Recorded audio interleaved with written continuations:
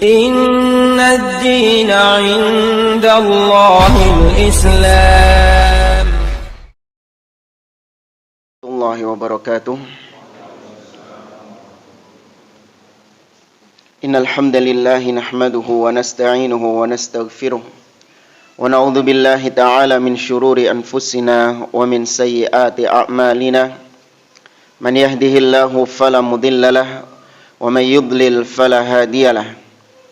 Wa asyhadu an la ilaha illallah wahdahu la syarika lahu wa asyhadu anna Muhammadan 'abduhu wa rasuluh. Ya ayyuhalladzina amanu taqullaha haqqa tuqatih wa la tamutunna illa wa antum muslimun. Ya ayyuhan nasu taqu rabbakumul ladzi khalaqakum min nafsin wahidah wa khalaqa minha zawjaha wa batha minhuma rijalan katsiran wa nisaa'a wattaqullaha alladzi tasaaluna bihi wal arham innallaha kana 'alaikum raqiba. Ya ayyuhalladzina amanu taqullaha wa qulu qawlan sadida yuslih lakum a'malakum wa yaghfir lakum dhunubakum wa may yuti'illaha wa rasulahu faqad faza fawzan 'azima. Amma ba'd. Fa inna asdaqal hadithi kitabullah wa khairal hadi hadi Muhammadin sallallahu alaihi wasallam wa syarrul umuri muhdatsatuha wa kullu muhdatsatin bid'ah wa kullu bid'atin dhalalah wa kullu dhalalatin finnar. Ma'asyiral muslimin, ikhwani fillah wa akhwati rahimani wa rahimakumullah. Alhamdulillah, segala puji bagi Allah Subhanahu wa taala yang karena nikmat-nikmatnya, karena taufiknya kita dipertemukan kembali oleh Allah di majelis ini untuk kita duduk bersama mengkaji, melanjutkan kembali pembahasan kitab Al-Ushulus Sittah yang dikarang oleh Al-Imam Al-Mujaddid Syekhul Islam Muhammad bin Abdul Wahhab At-Tamimi rahimahullahu ta'ala dengan syarah penjelasan dari Fadilatul Syekh Abdul Aziz Ar-Rayyis hafizahullahu ta'ala. Kita masih membahas Al-Aslul Awwal, landasan yang pertama dari 6 landasan yang ditulis oleh beliau di sini, yaitu berkaitan dengan At-Tauhid dan berkaitan dengan lawan daripada Tauhid, yaitu syirik. Di mana kata beliau, landasan yang pertama ini telah dijelaskan oleh Allah Subhanahu wa taala dengan penjelasan yang sangat gamblang.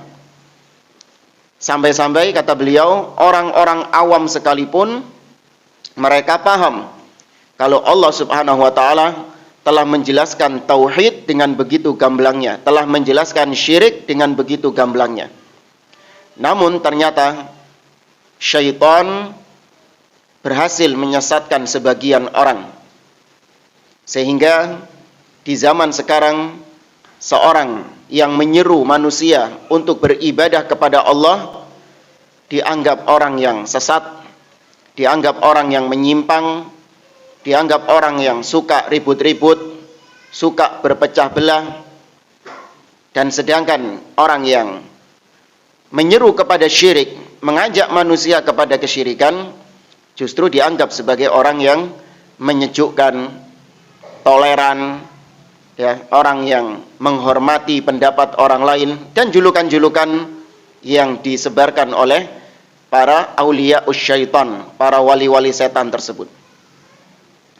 Tapi pada pertemuan yang lalu kita membahas juga tentang definisi tauhid, bahwasanya tauhid adalah ifradullah bima yahtassu bihi, menjadikan Allah sebagai satu-satunya, menjadikan Allah sendirian dalam perkara-perkara yang menjadi kekhususan Allah Subhanahu wa taala, yaitu perkara rububiyah, uluhiyah, dan al-asma was sifat. Nah, Syekh Abdul Aziz Ar-Rayyis kemudian beliau menyinggung tentang masalah pembagian tauhid menjadi 3. Bahwasanya pembagian tauhid menjadi 3 bukan pertama kali diucapkan oleh Syekh Muhammad bin Abdul Wahhab. Pembagian tauhid menjadi 3 bukan pertama kali diucapkan oleh Syekhul Islam Ibnu Taimiyah rahimahullah. Namun ulama-ulama sebelum mereka itu sudah menyinggung tentang pembagian tauhid menjadi 3 ini. Kalau Syekh Muhammad bin Abdul Wahhab itu hidup di abad ke-12. Syekhul Islam Ibnu Taimiyah hidup di abad ke-7. 7 ke 8 Hijriah. Sedangkan kata beliau, sudah ada ulama sebelum mereka yang menyinggung tentang pembagian tauhid menjadi 3 ini. Di antaranya yang paling lawas adalah Al-Imam Abu Hanifah rahimahullahu taala. Dalam kitabnya Al-Fiqhul Akbar sudah menyinggung tentang pembagian tauhid menjadi 3 ini. Imam Abu Hanifah itu hidup antara akhir abad pertama sampai pertengahan abad kedua. Ya, awal abad pertama Hijriah, akhir-akhir abad pertama Hijriah sampai pertengahan abad kedua Hijriah. Karena beliau meninggal sekitar tahun 150 Hijriah. Tapi itu sudah menyinggung tentang pembagian tauhid menjadi 3. Demikian juga Al-Imam Ibnu Battah Al-Ukbari dalam kitabnya Al-Ibanatul Kubra. Beliau ulama yang hidup antara abad ke-4 sampai abad ke-5 Hijriah. Itu juga sudah menyinggung tentang pembagian tauhid menjadi 3. Maka dari sini kita katakan bahwa tuduhan dusta, sangat dusta sekali ahlul bid'ah menuduh ahlus sunnah membagi tauhid menjadi 3 itu kata mereka ngarang-ngarang sendiri. Bahkan mereka mengatakan bahwa pembagian tauhid menjadi 3 itu adalah perkara bid'ah.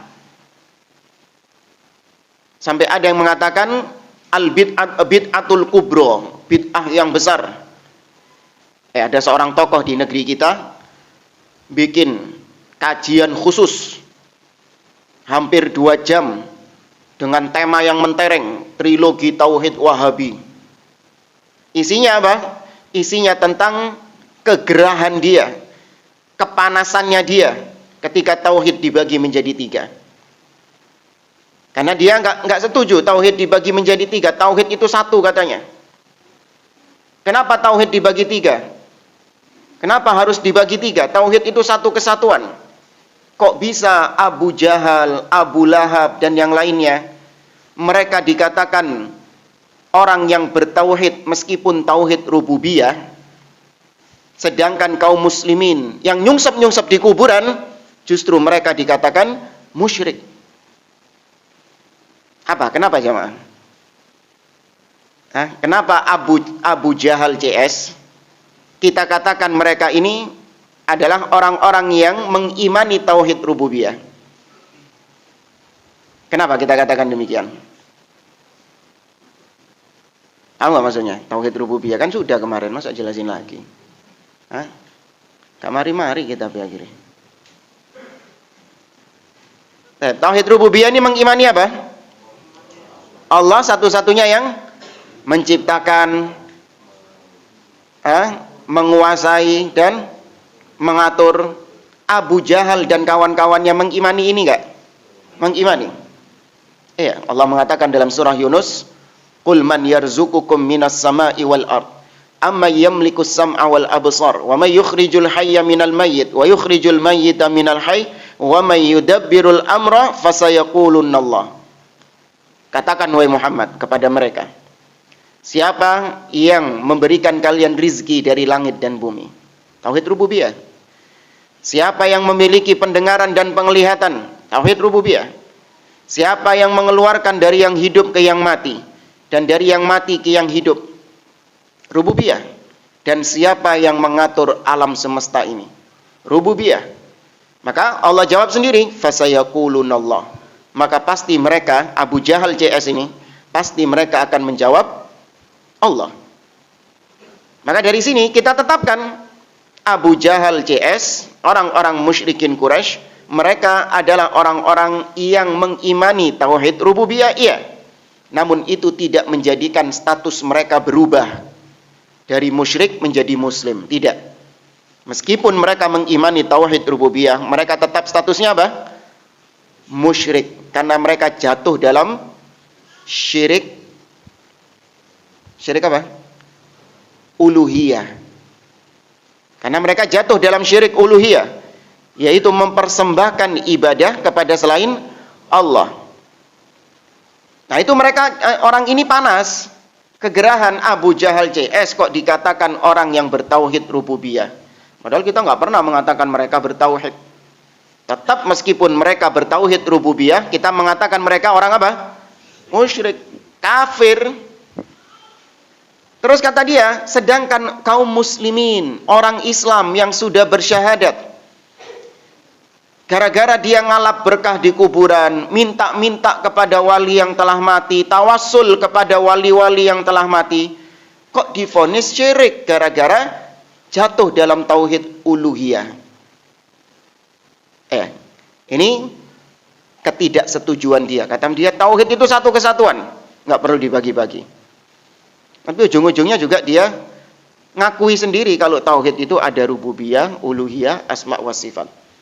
Jadi 2 jam bikin kajian trilogi tauhid Wahabi, ngalur ngidul nggak jelas, ujung-ujungnya ya menetapkan tauhid dibagi menjadi 3. Ya, tapi ujung-ujungnya inginnya dia itu jangan mensyirik-syirikkan orang-orang yang ngalap-ngalap berkah di kuburan. Jangan mengatakan itu adalah perbuatan syirik. Itu tujuannya. Tauhid dibagi menjadi 3. Kenapa ahli bid'ah kepanasan? Karena ketika tauhid dibagi menjadi 3, nampak perbuatan syirik mereka. Ternyata selama ini apa yang mereka lakukan sama dengan yang dilakukan oleh orang-orang musyrikin Quraisy.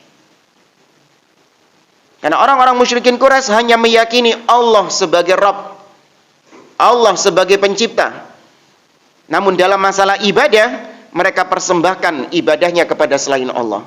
Sama dengan sebagian kaum muslimin yang kegerahan dengan pembagian tauhid ini. Mereka mengakui Allah sebagai Tuhan pencipta. Namun dalam masalah ibadah, mereka persembahkan sebagiannya kepada selain Allah Azza wa Jalla. Ya. Maka pembagian tauhid menjadi 3 itu bukan pertama kali diadakan atau diucapkan oleh Syekhul Islam Ibnu Taimiyah atau Syekh Muhammad bin Abdul Wahhab. Kemudian jamaah, pembagian tauhid menjadi 3, kalau ditanya apa dalilnya? Ya, kata mereka pembagian tauhid menjadi 3 itu bid'ah.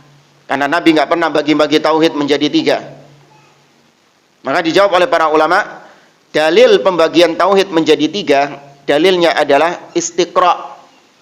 Apa itu istiqra'? Yaitu meneliti dalil-dalil yang ada, dalil di dalam Al-Quran dan di dalam sunnah Nabi SAW. Para ulama meneliti dalil-dalil yang berbicara tentang tauhid, diteliti sama mereka.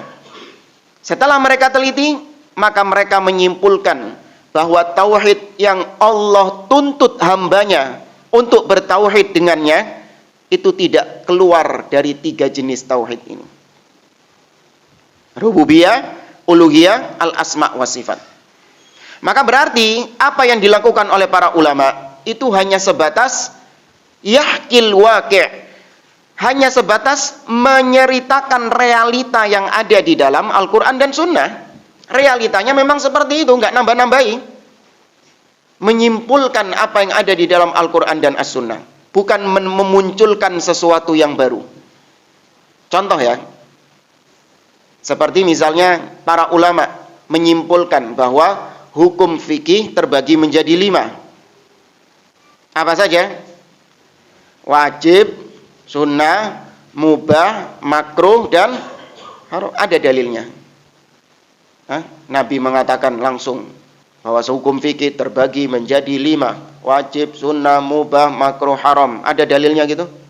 Apakah bid'ah? Enggak. Itu berdasarkan penelitian para ulama.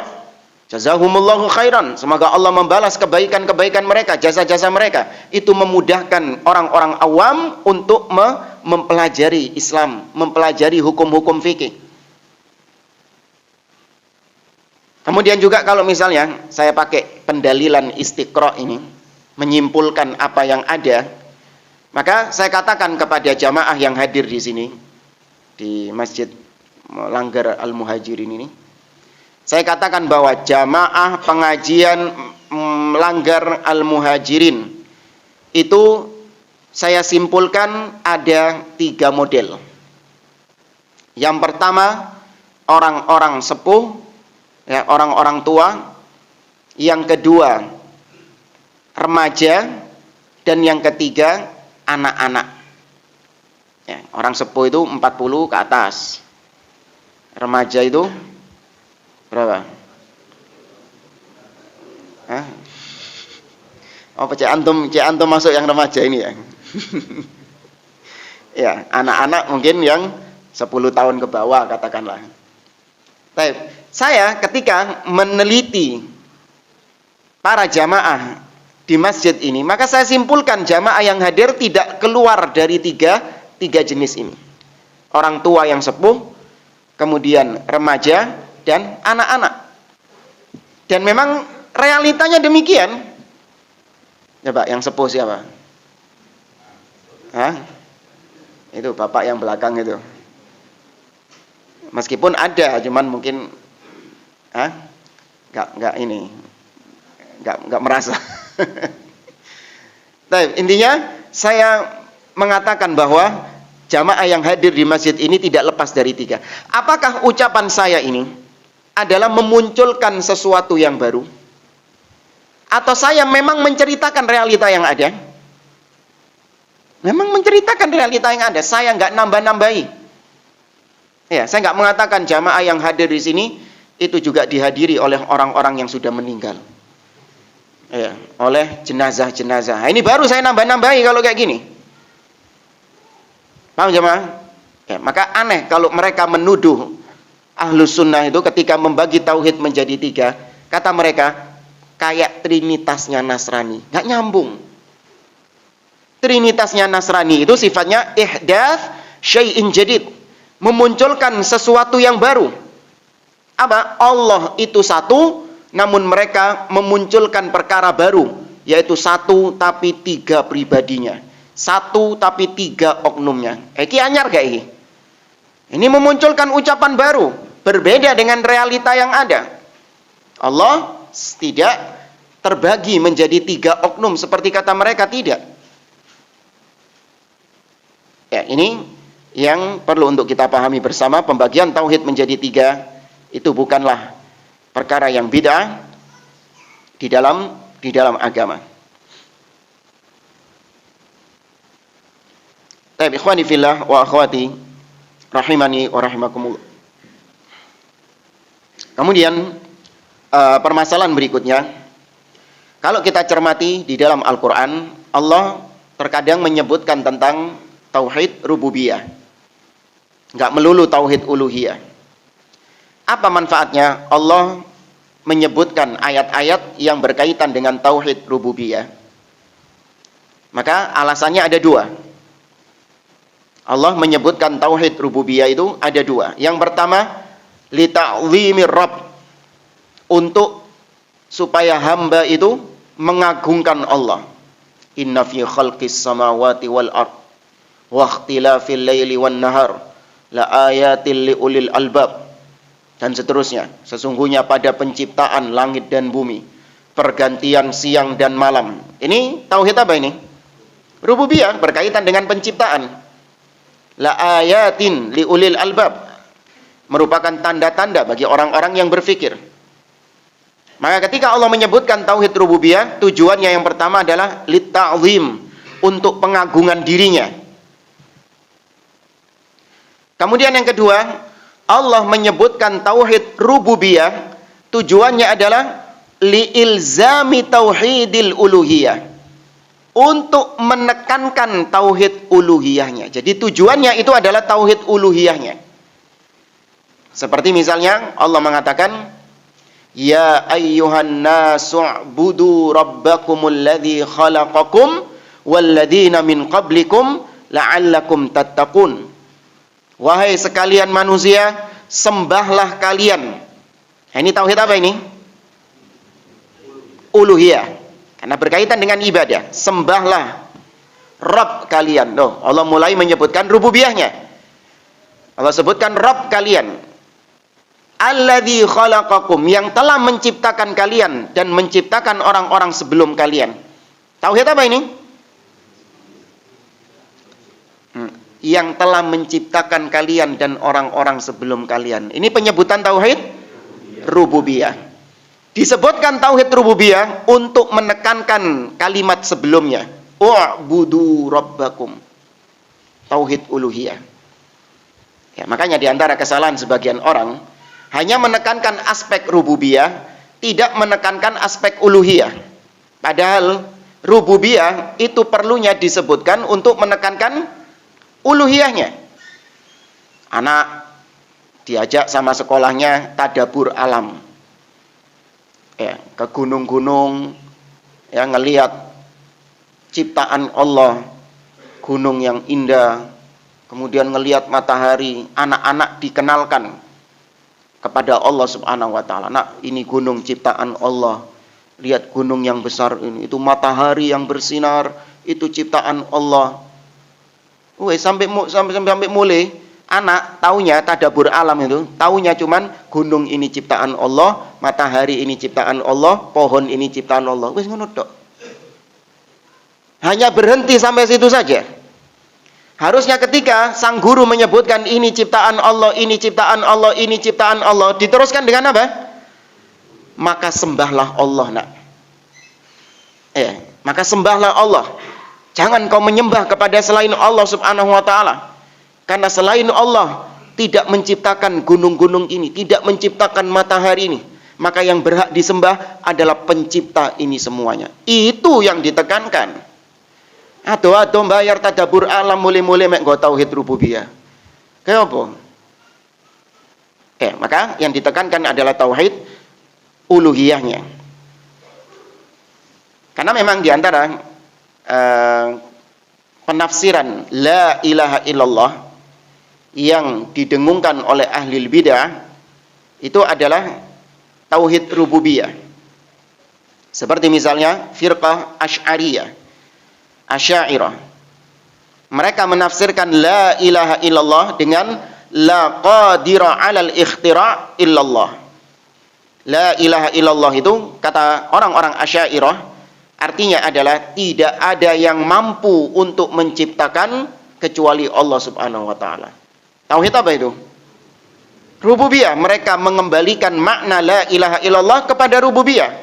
Padahal yang benar makna la ilaha illallah itu apa? La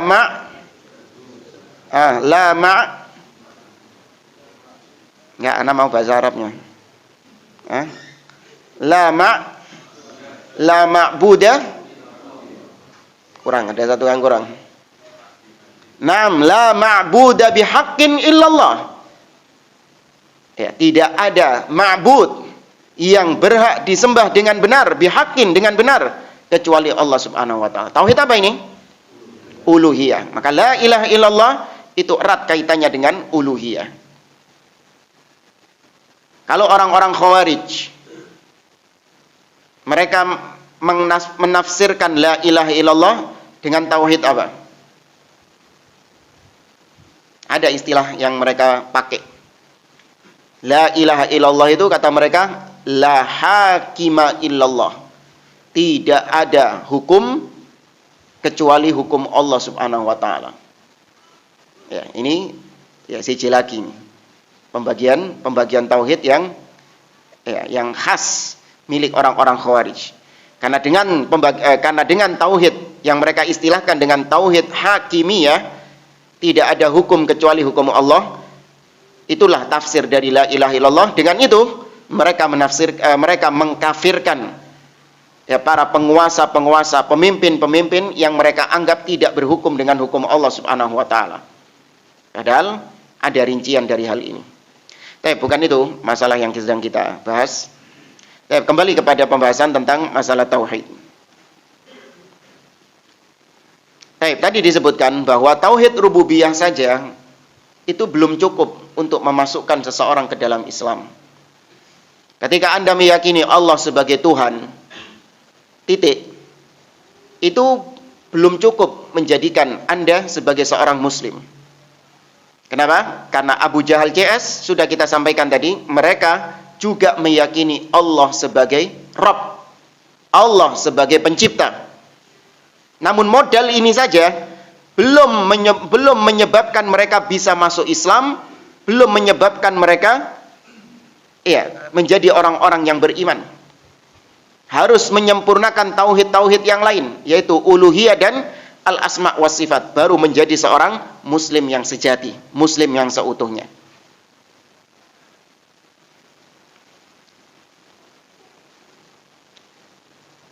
Ya, ini anak saya nggak perlu panjang lebar tentang hal ini. Sekarang beliau mulai menyinggung tentang masalah asyirk, kesyirikan. Ya, syirik lawan daripada tauhid. Maknanya syirik adalah taswiyatu ghairillahi billah fi syai'in min khasaisillah. Atau sudah bulan lalu? Belum ya? Tapi syirik adalah secara istilah yaitu menyamakan, mensejajarkan selain Allah dengan Allah pada perkara-perkara yang menjadi kekhususan Allah Subhanahu wa taala. Lawannya tauhid. Tauhid kemarin kita sampaikan Allah sendirian. Menyendirikan Allah, ijenan. Allah itu kudu ijenan. Dalam masalah apa Allah sendirian? Iya tadi 3 itu, rububiyah, uluhiyah, asma wa sifat. Nah, syirik juga syirik kebalikannya. Yaitu engkau menganggap Allah gak ijenan. Allah itu nggak sendirian, alias Allah itu punya partner, Allah punya mitra, ya Allah punya sekutu. Dalam masalah apa? Masalah yang menjadi kekhususan Allah, rububiyah, uluhiyah, asma wa sifat. Kudune ijenan, harusnya sendirian Allah di situ. Ternyata pelaku kesyirikan menganggap Allah punya partner, Allah punya mitra. Nah, syirik itu penggunaannya dalam bahasa memang mitra, partner. Makanya kalau di istilah-istilah bank itu ada syirkah. Ya, syirkah dalam istilah perbankan ada istilah syirkah. Apa artinya syirkah?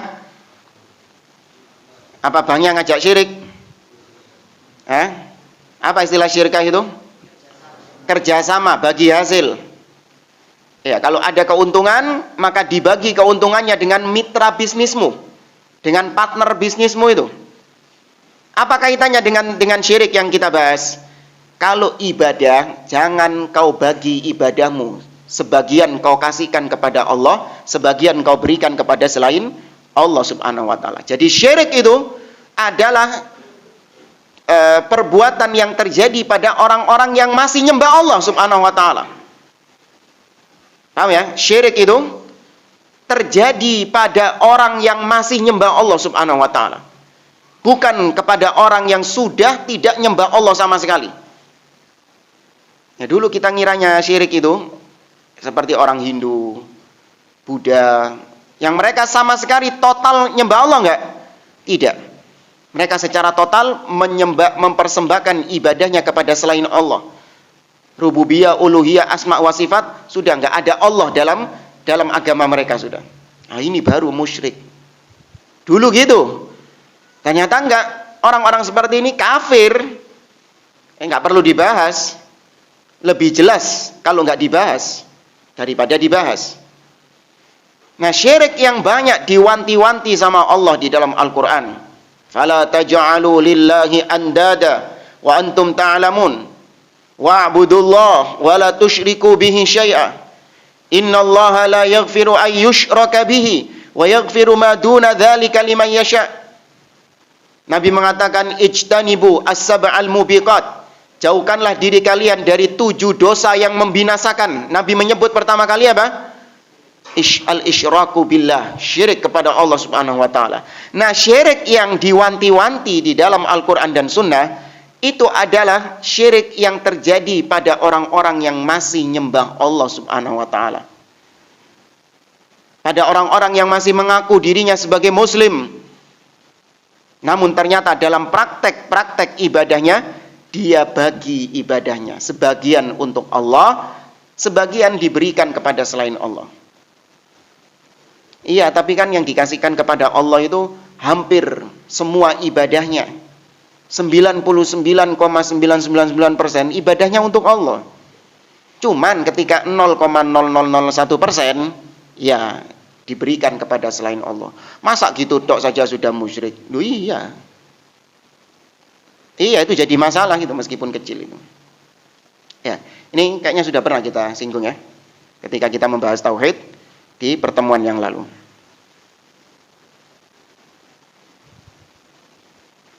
Kemudian beliau menyinggung tentang masalah syirku kufari Quraisy kana syirkan fil wasaid. Kesyirikan orang-orang kafir Quraisy. Itu kesyirikan mereka adalah yaitu menjadikan berhala sebagai perantara untuk beribadah kepada Allah Subhanahu wa taala. Ini kesyirikannya Abu Jahal CS. Jadi mereka menjadikan Lata, Uzza, Manat dan berhala-berhala yang lain itu sebagai batu loncatan untuk beribadah kepada Allah Subhanahu wa taala.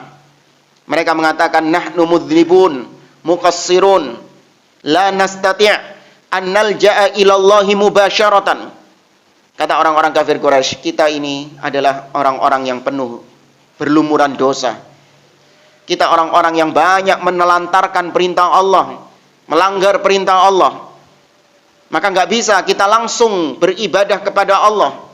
Nggak bisa kita berdoa langsung kepada Allah. Maka kita butuh perantara untuk beribadah kepada Allah Subhanahu wa taala. Maka dijadikanlah berhala-berhala ini sebagai perantara mereka dalam beribadah kepada Allah. Allah mengatakan di dalam surah Az-Zumar ayat yang ketiga, walladzina ittakhadhu min dunihi awliya ma na'buduhum illa liyuqarribuna ilallahi zulfa. Kata Allah, dan orang-orang yang menjadikan selain Allah sebagai sesembahan-sesembahannya. Ini orang-orang kafir Quraisy. Mereka mengatakan ma na'buduhum, tidaklah kami menyembah mereka, yakni menyembah berhala-berhala ini, illa liyuqarribuna ilallah, kecuali agar berhala-berhala ini mendekatkan diri kami kepada Allah Subhanahu wa taala dengan sedekat-dekatnya. Mirip enggak dengan yang dilakukan sebagian orang di kuburan? Bukan mirip lagi, plek. Iya, cuman beda objeknya. Yang satu berhala, yang satu kuburan. Iya, yang satu berhala, yang satu kuburan. Tapi mereka sama-sama min dunillah. Baik berhala ataupun kuburan itu masuk dalam istilah min dunillah, selain Allah Subhanahu wa taala. Ada orang-orang protes, Ustadz, kok tega banget antum nyamakan wali yang telah meninggal ini kau samakan dengan berhala-berhalanya orang-orang Quraisy. Maka kita jawab, bukan salah walinya, salah ente. Iya kan? Kau yang menyamakan wali ini dengan berhalanya orang Quraisy. Ya, orang-orang Quraisy menjadikan berhala sebagai perantara dalam beribadah kepada Allah. Kau menjadikan sang wali sebagai perantara dalam ibadahmu kepada Allah Subhanahu wa taala. Kau yang menyamakan, bukan kita. Kita hanya menghukumi saja. Ya, dan mereka menggunakan analogi yang unik, analogi yang lucu. Kata mereka, kita ini adalah orang-orang yang penuh dosa. Kita orang-orang yang banyak melanggar syariat Allah Subhanahu wa taala.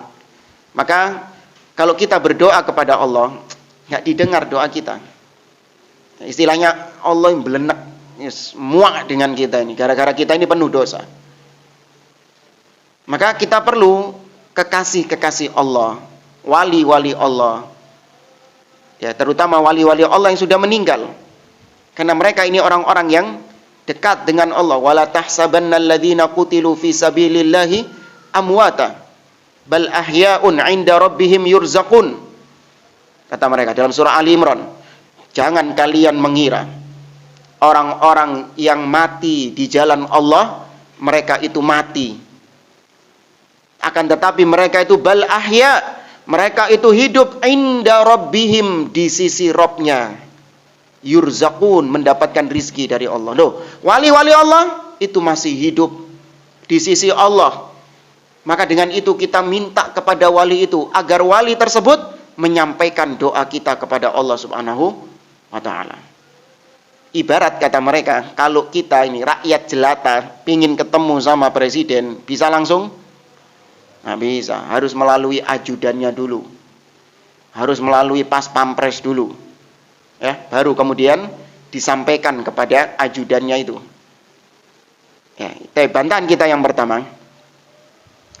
Ketika kau menjadikan sang wali sebagai perantara, karena kau anggap sang wali ini orang yang dekat dengan Allah, hidup di sisi Allah, maka pertanyaan kita, tahu dari mana kalau sang wali ini masuk dalam ayat tadi? Paham nggak? Tahu dari mana kau kalau sang wali ini kau pastikan dialah yang termasuk dalam ayat tersebut?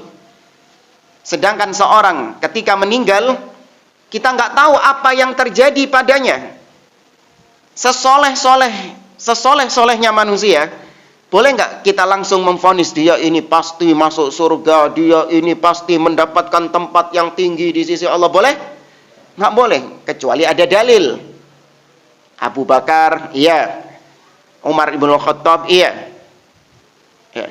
Dan dalil-dalil yang lain. Baru boleh kita tetapkan. Tapi kalau orang-orang yang setelah itu, ya wali-wali atau siapapun, sesoleh apapun orang tersebut ketika meninggal, kita nggak tahu kondisinya dia setelah itu. Bisa jadi dia termasuk orang-orang yang mendapatkan azab kubur. Ya, kita nggak tahu. Dan kau sudah lancang memastikan orang ini pasti berada di sisi Allah Subhanahu wa ta'ala. Ini lancang terhadap perkara gaib. Nggak boleh itu. Kemudian yang kedua, taruhlah kalau memang seandainya si wali ini adalah orang yang mendapatkan nikmat kubur. Masuk dalam ayat tadi, bal ahya'un 'inda rabbihim yurzaqun. Mereka hidup di sisi Rabb-nya. Katakan si wali ini masuk dalam ayat tersebut.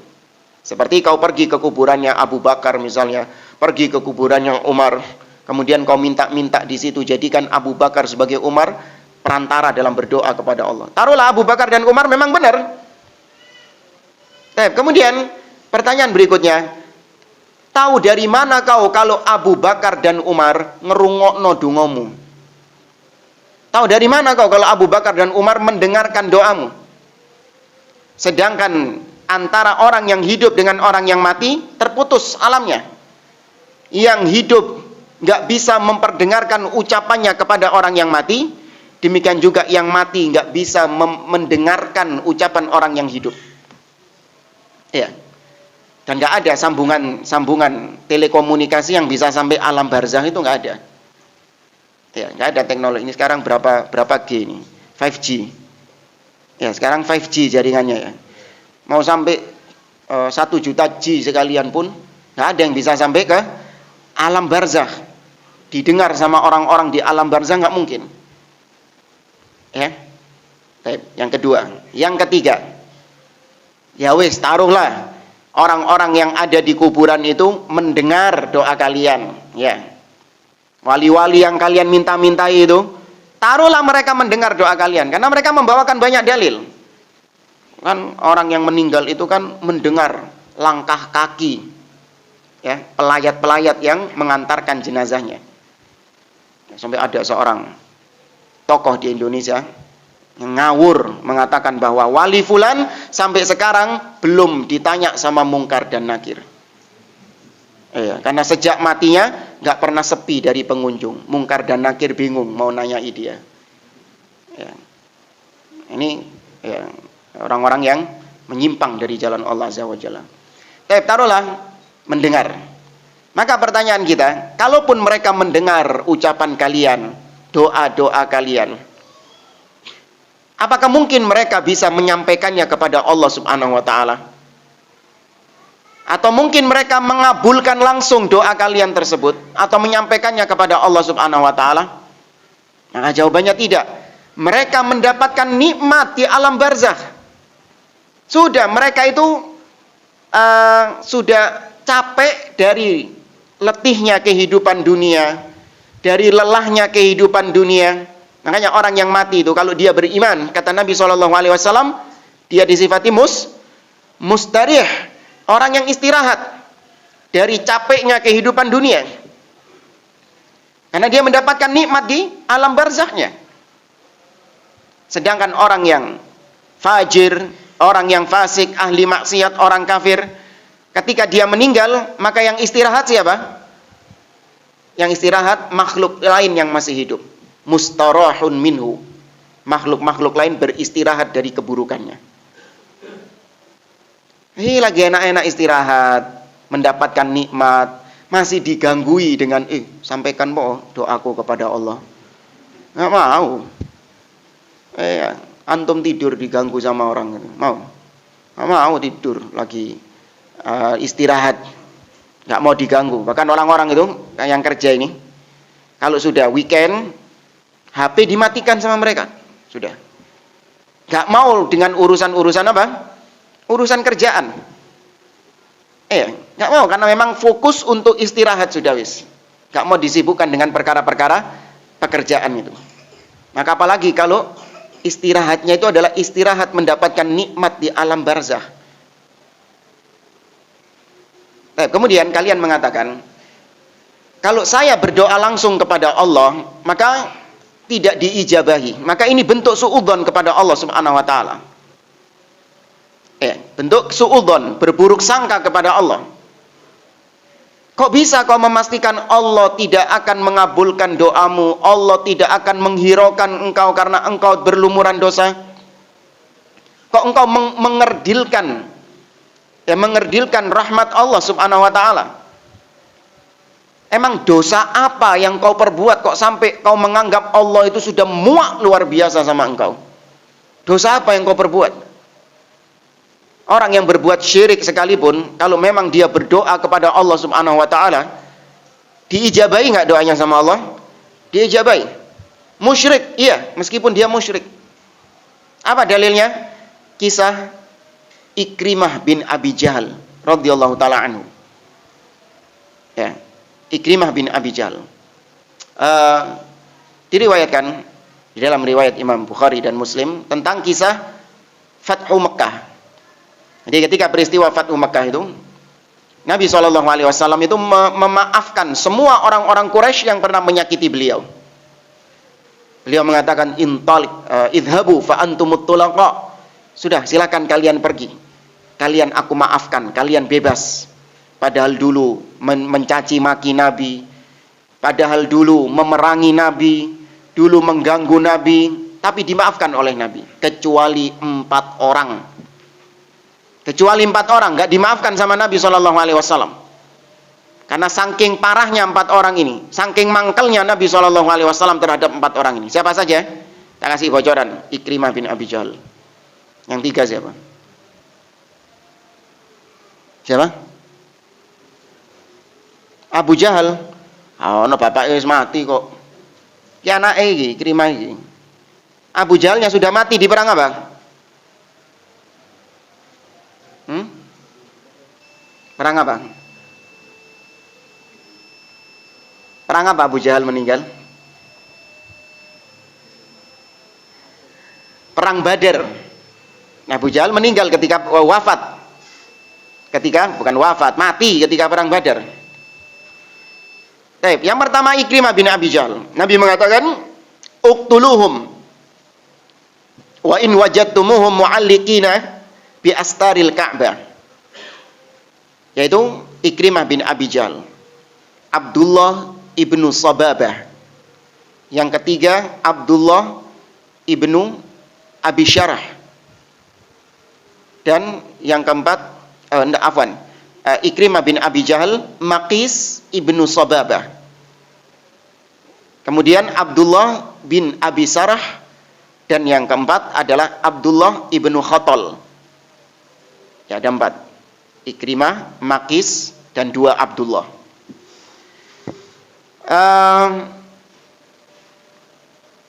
Siapa namanya?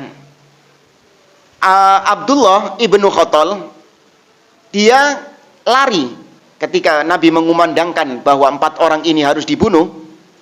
Abdullah ibnu Khattal kabur, berlindung di kiswahnya Ka'bah.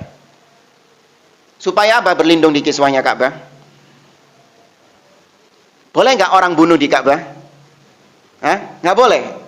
Menumpahkan, karena itu tanah haram. Nggak boleh menumpahkan, membunuh di tanah haram. Tapi khusus ketika hari Fathu Mekah, Allah jadikan kota Mekah halal bagi Nabi SAW. Wis sedinoto itu. Habis gitu balik haram lagi. Itu yang Allah sebutkan dalam surah Al-Balad, la uqsimu bihadzal balad wa anta hillun bihadzal balad, dan engkau dihalalkan di negeri itu. Yaitu maksudnya kota Mekah dijadikan halal. Hanya ketika peristiwa Fathu Mekah. Sekarang haram atau halal? Haram, tetap haram, balik haram lagi. Maka dia bergelantongan di kiswahnya Ka'bah, berharap supaya sahabat-sahabat ini nggak membunuh dirinya. Ternyata sahabat sudah mendapatkan pesan dari Nabi, bunuh meskipun dia berlindung di Ka'bah. Jeder, mati. Dibunuh di Ka'bah. Kemudian Makis ibnu Sobabah lari sampai ke pasar. Ditangkap sama sahabat-sahabat di pasar, dibunuh di pasar. Kemudian Abdullah bin Abi Sarah, ini sepupunya Utsman bin Affan. Nanti kita ceritakan. Ikrimah bin Abi Jahal kabur naik kapal. Ya, bersama orang-orang musyrik yang lain. Kabur dari kota Mekah. Ketika di atas kapal terombang-ambing dengan ombak. Maka ketika itu salah satu dari awak kapal mengatakan, "Al-yauma la tanfa'ukum alihatukum." Hari ini berhala-berhala kalian tidak bermanfaat sama sekali. Tidak bisa menyelamatkan kalian dari ombak yang besar ini. Maka ketika itu Ikrimah bin Abi Jahal langsung berdoa kepada Allah Subhanahu wa taala. Enggak pakai perantara berhala. Langsung berdoa kepada Allah. Allahumma innajjaitani min hadha la ataitu Muhammadan wa la ad'u yadi ala yadihi wa la ajidannahu afuwan karima. Ya Allah, apabila engkau selamatkan aku dari musibah ini, maka aku berjanji akan mendatangi Muhammad dan aku akan letakkan tanganku di atas tangannya Muhammad. Jaluk sepuro. Karena aku tahu bahwa Muhammad itu sesungguhnya adalah orang yang pemaaf. Ya, orang yang pemaaf lagi baik dia itu. Dia berdoa langsung kepada Allah. Ini orang musyrik, Ikrimah bin Abi Jahal. Bukan cuma musyrik, tapi dia itu memerangi Nabi dan para sahabatnya. Tuh, ada nggak orang zaman sekarang yang punya track record dosa seperti ini? Apa sih dosanya orang-orang sekarang ini? Ya zina, khomer, bujui orang, utang nggak bayar, kan gitu. Pernah nggak punya dosa seperti dosanya Ikrimah? Bayangin, musyrik, udah syirik, perangnya ngelawan siapa? Rasulullah yang diperangi, bayangkan. Rasulullah yang diperangi. Berdoa langsung kepada Allah. Diapakan sama Allah? Dikabulkan jamaah. Dikabulkan sama Allah, diselamatkan Ikrimah dari musibah ombak itu. Dan ditepati janjinya sama Ikrimah. Dia datang kepada Nabi SAW dan meminta maaf kepada Nabi, dimaafkan dan langsung masuk Islam. Jadilah Ikrimah bin Abi Jahal radhiyallahu taala anhu menjadi sahabat Ikrimah bin Abi Jahal. Tuh, maka kita bilang kepada orang-orang yang nyembah kuburan ini, minta-minta kepada kuburan dengan anggapan Allah itu muak sama saya. Emang dosa apa yang kau perbuat? Iya. Apakah lebih parah daripada dosanya Ikrimah? Ikrimah saja yang dosanya seperti itu masih didengar sama Allah dan dikabulkan sama Allah Subhanahu wa taala. Kemudian yang keempat tadi, Abdullah bin Abi Sarah. Abdullah bin Abi Sarah ini sengiten, sembunyi di rumahnya Utsman bin Affan, minta perlindungan.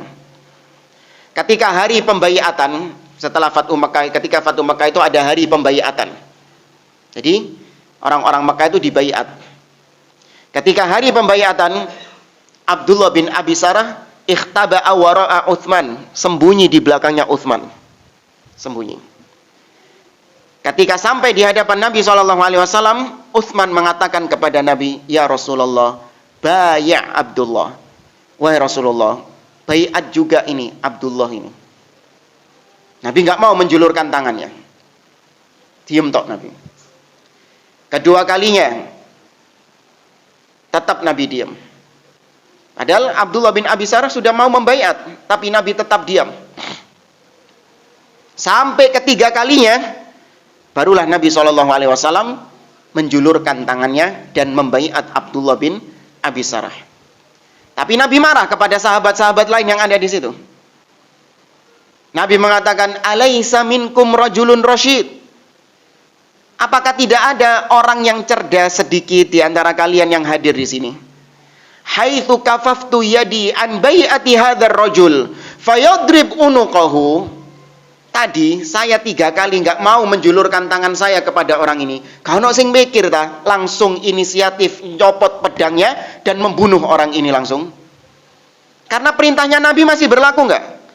Masih berlaku. Aku suruh kalian untuk membunuh orang ini. Ini 3 kali sudah nggak tak reken. Kok kalau sing mikir sih? Maka sahabat heran, sahabat mengatakan, "Ya Rasulullah, ma yudrina ma fi nafsik." Wahai Rasulullah, kami nggak tahu apa yang kau maksud. Kami nggak tahu apa tujuanmu tadi. Lau au ma'ta alaina bi ainaika. Coba tadi kau kasih kode-kode mata gini. Ya, kata sahabat gitu. Coba tadi kau kasih kode-kode mata gini, mungkin kita nangkap sinyal-sinyalmu. Namun kata Nabi, fa innahu la yanbaghi linabiyyin ayyakuna lahu kha'inatal a'yun. Enggak pantas bagi seorang nabi untuk melakukan pengkhianatan mata. Karena sifatnya nabi itu terang benderang. Enggak ada seorang nabi itu dengan kode-kode gitu itu nggak boleh. Nabi itu nggak boleh menjelaskan sesuatu dengan kode-kode itu. Dalam kode etiknya seorang nabi dan rasul itu dilarang. Nggak boleh. Karena nabi itu harus menyampaikan dengan jelas, terang benderang. Taib. Maka terbantahkan orang-orang yang meminta-minta kepada kuburan, terbantahkan dengan hal ini. Minta langsung kepada Allah. Allah Ghafurur Rahim. Ya Allah, Maha Pengampun. Nggak perlu perantara-perantara demikian. Kemudian pembahasan berikutnya tentang bahaya syirik. Bahaya kesyirikan sangat luar biasa. Yang pertama, syirik itu menyebabkan seseorang murtad, keluar dari Islam. Yang kedua, syirik menyebabkan amalan seseorang itu hangus, total, hilang secara total. Kalau yang pertama tadi dalilnya, misalnya Allah mengatakan innalladzina kafaru min ahlil kitabi wal musyrikin. Sesungguhnya orang-orang kafir itu adalah dari golongan ahlul kitab dan juga dari kalangan musyrikin, orang yang berbuat syirik. Itu dikatakan innalladzina kafaru, kafir. Kemudian tadi yang kedua, syirik bisa menghapuskan semua amal-amal ibadah kita. Pahala-pahala yang sudah kita kumpulkan sejak kita baligh, kita sudah memiliki mungkin pahala di sisi Allah Subhanahu wa taala kalau memang diterima, wallahu a'lam. Ya, kita aja kepastian diterimanya aja enggak belum tentu. Ya kan? Ibadah kita yang selama ini kita kerjakan sejak kita baligh, ada kepastian diterima? Wallahu a'lam. Kita nggak dapat kwitansi juga kan? Ya. Itu sudah nggak pasti seperti itu. Kalau ketambahan dengan syirik, hilang semuanya itu, hangus. Bahkan yang diancam ini Nabi SAW. Nabi yang diancam. Walaqad uhiya ilaika wa ilal ladzina min qablika la in asyrakta la yahbatanna 'amaluk wa la takunanna minal khasirin. Sungguh telah diwahyukan kepadamu dan kepada nabi-nabi sebelummu, wahai Muhammad, bahwasanya apabila engkau berbuat syirik, maka hilanglah semua amal ibadahmu dan kau menjadi orang-orang yang merugi. Yang ketiga, bahaya kesyirikan yaitu kalau mati belum tobat dari syirik, maka dia kekal di neraka selama-lamanya. Tidak diampuni dan dia kekal di dalam neraka selama-lamanya. Ini sebagaimana surah atau ayat dalam surah An-Nisa, innallaha la yaghfiru ay yushraka bihi wa yaghfiru ma duna dzalika liman yasha. Sesungguhnya Allah tidak mengampuni dosa kesyirikan dan Allah masih mengampuni dosa-dosa lain yang levelnya di bawah kesyirikan, liman yasha, bagi yang dikehendaki sama Allah Subhanahu wa taala. Kalau yang enggak dikehendaki, ya mampir neraka dhisik. Tapi tidak kekal. Ya, tapi kalau dikehendaki sama Allah, diampuni, langsung diampuni. Ada orang mati, seorang muslim ini mati tapi nanti jangan dianggap ini kita meremehkan dosa, ya, awas. Kita menjauhkan diri dari semua dosa. Tapi di sini kita ingin mengkomparasikan antara dosa syirik dengan dosa maksiat. Untuk menunjukkan kepada antum bahwa dosa syirik itu lebih besar daripada dosa maksiat. Begini. Ada orang mati ketika berzina, belum tobat dari zinanya. Ya, bayangkan ketika zina, tengah-tengah zina, dicabut nyawanya sama Allah. Na'udzubillah. Baik. Kemudian mati, statusnya masih muslim apa kafir? Muslim. Karena Ahlus Sunnah menegaskan pelaku dosa besar itu masih muslim, tapi muslim yang kurang imannya, nggak kafir. Baik. Dosa zinanya tadi, dia belum tobat. Mungkin nggak di akhirat dosa zinanya ini diampuni sama Allah? Mungkin. Ingat loh ya, mungkin, bukan pasti. Nanti kalau dibilang pasti hanya meremehkan. Mungkin diampuni. Kok bisa diampuni? Ya terserah Allah. Kalau Allah mau mengampuni, ya Allah ampuni. Kalau Allah nggak mau, maka kemana nasibnya? Mampir onang neraka dhisik. Iya. Baik, sekarang syirik. Orang mati belum tobat dari dosa syiriknya. Ya, belum tobat dari dosa syiriknya, mati dia. Padahal dia ini dikenal selama hidupnya sebagai orang yang baik. Akhlaknya baik, murah senyum, suka membantu, ya, panjang tangan, ringan tangan, ya, suka membantu. Baik ini orangnya, tapi musyrik, syirik kepada Allah Azza wa Jalla. Kerjaannya pergi ke dukun, pakai jimat, ya, kemudian suka ngalap-ngalap berkah di pohon-pohon keramat, kuburan keramat, tapi akhlak sesama manusia top, luar biasa. Mati belum tobat dari syiriknya. Piye nasibe? Finari jahannam khalidina fiha, enggak mungkin diampuni sama Allah Azza wa Jalla. Dan enggak bisa mendapatkan syafaat dari siapapun. Oh, tenang, anaknya dia itu soleh, hafid Quran. Ya, hatta anak 10 hafid Quran semua, soleh semuanya, nggak bisa ngasih syafaat kepada bapaknya. Kalau bapaknya mati di atas kesyirikan. Maka dari sini seorang Ahlus Sunnah itu memandang pelaku kesyirikan lebih menjijikkan, lebih buruk daripada pelaku maksiat. Iya, itu mindset kita. Ana pingin mengajak antum mindsetnya kayak gitu. Ngelihat pelaku kesyirikan, ini orang yang buruk, orang yang busuk, jelek di atas muka bumi ini. Jangan kebalik. Pelaku maksiat itu seperti orang yang sudah makhluk terjelek di atas muka bumi ini. Dihujat habis. Ya, dihujat habis. Koruptor lah, atau pezina lah. Habis sudah dihujat. Ya, kayak sudah orang ini tidak diampuni sama Allah Subhanahu wa taala. Padahal nggak boleh. Benar, dia melakukan perbuatan dosa. Namun gak boleh kita melakukan hujatan-hujatan kepada dia. Nabi SAW pernah merajam seorang sahabat yang minum khamar. Dirajam sama Nabi SAW. Meskipun gak sampai mati. Dihukum istilahnya. Bukan dirajam, dicambuk. Meskipun gak sampai mati. Nah, para sahabat mencela dia.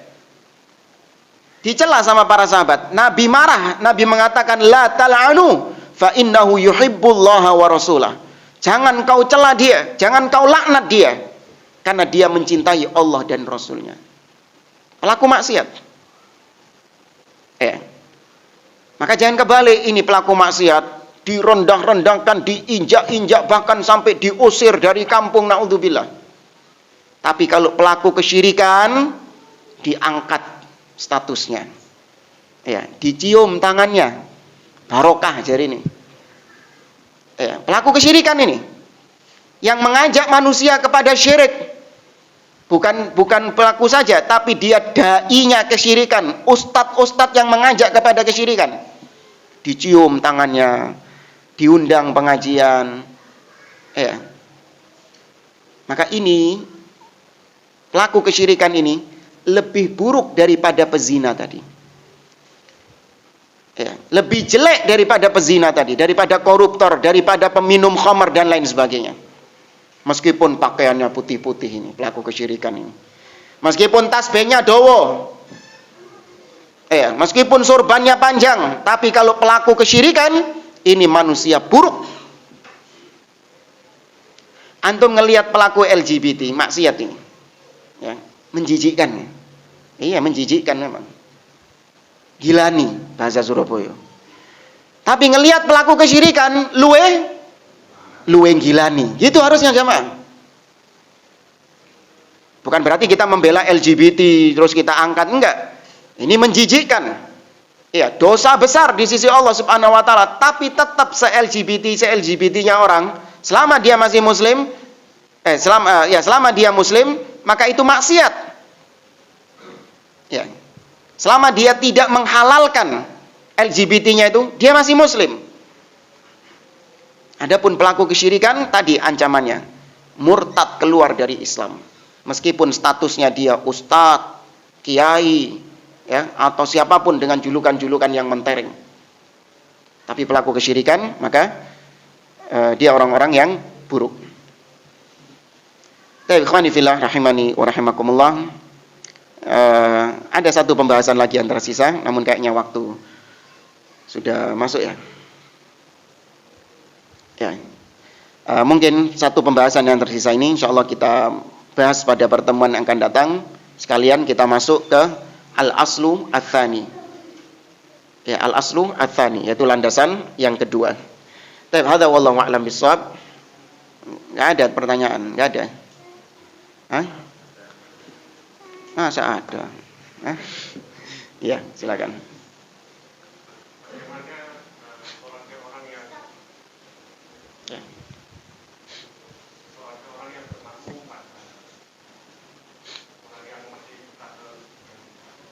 Ya, apabila orang tersebut kesyirikannya itu adalah kesyirikan asghar, maka dia masih muslim. Tapi kalau syiriknya itu adalah syirik akbar, maka kita tidak sah bermakmum dengan dia. Tapi perlu saya rinci lagi, alhamdulillah dikasih pertanyaan seperti ini. Perlu saya rinci lagi, tidak semua orang yang minta-minta kepada kuburan lantas langsung dihukumi syirik akbar, keluar dari Islam. Ada rinciannya. Yang pertama, dia syirik akbar ketika dia meyakini bahwa kuburan inilah, wali inilah yang mengabulkan hajat saya. Dia minta kesembuhan di kuburan itu. Maka dia meyakini bahwa kesembuhan datangnya dari wali fulan. Dia minta rizki, maka dia meyakini rizki itu datangnya dari wali fulan. Maka ini syirik akbar, kafir, murtad, keluar dari Islam orangnya. Adapun syirik asghar, ya, yang tidak sampai mengeluarkan seseorang dari Islam, tapi dosa besar. Syirik asghar ini jangan tertipu dengan kata asgharnya, kecil, syirik kecil. Oh, kan cili. Iya, cilik jika dibandingkan dengan yang besar, tapi dia masuk dalam kategori kabair. Masuk dalam kategori dosa besar. Bahkan sebagian ulama menghukumi dia lebih besar daripada maksiat-maksiat. Lebih besar daripada berzina dan yang lainnya. Apa itu? Seorang datang ke kuburan, dia meyakini Allah yang menyembuhkan, Allah yang ngasih rizki. Tapi ya, dia menganggap bahwasanya berdoa di kuburan itu adalah sebab, hanya sebatas sebab, ikhtiar.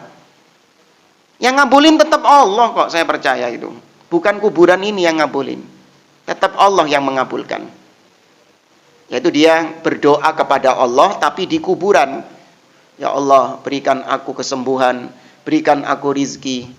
Loh Mas, kenapa kok harus di kuburan? Iya, doa di kuburan ini mustajab. Ya. Sebab terkabulnya doa adalah ketika engkau berdoa di kuburannya wali. Tapi doamu tetap kepada siapa? Allah Subhanahu wa taala. Ini tetap syirik, namun syirik asghar. Tidak sampai mengeluarkan seorang dari Islam. Itu wallahu a'lam.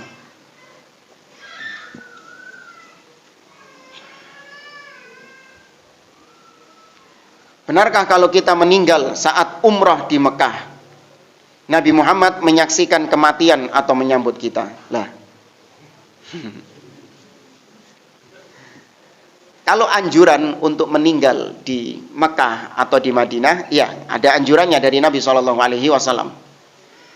Kata Nabi SAW, "Man yastati' an yamuta bil Madinah, falyamut biha." Barang siapa yang mampu untuk mati di Madinah, maka hendaklah dia mati di Madinah. Fa inni syafi'un lahu yaumal qiyamah. Karena aku kelak di hari kiamat akan menjadi orang yang memberikan syafaat kepadanya. Artinya memberikan pertolongan kepadanya di hari kiamat kelak. Itu sahih. Tapi bukan berarti mati di Madinah itu jadi bunuh diri di sana, bukan. Ya, artinya kalau memang seorang mungkin sakit, dengan sakit yang sudah tidak diharapkan lagi kesembuhannya, maka nggak usah dibawa pulang ke Indonesia. Biarkan dia di sana sampai akhirnya meninggal di sana. Itu akan mendapatkan keutamaan tersebut. Wallahu a'lam. Dan yang sudah meninggal di sana, nggak usah jenazahnya dibawa ke sini. Biarkan dimakamkan di sana. Seperti sebagian saudara-saudara kita mendapatkan keistimewaan dimakamkan di Makkah atau di Madinah. Nah, wallahu a'lam. Cukup?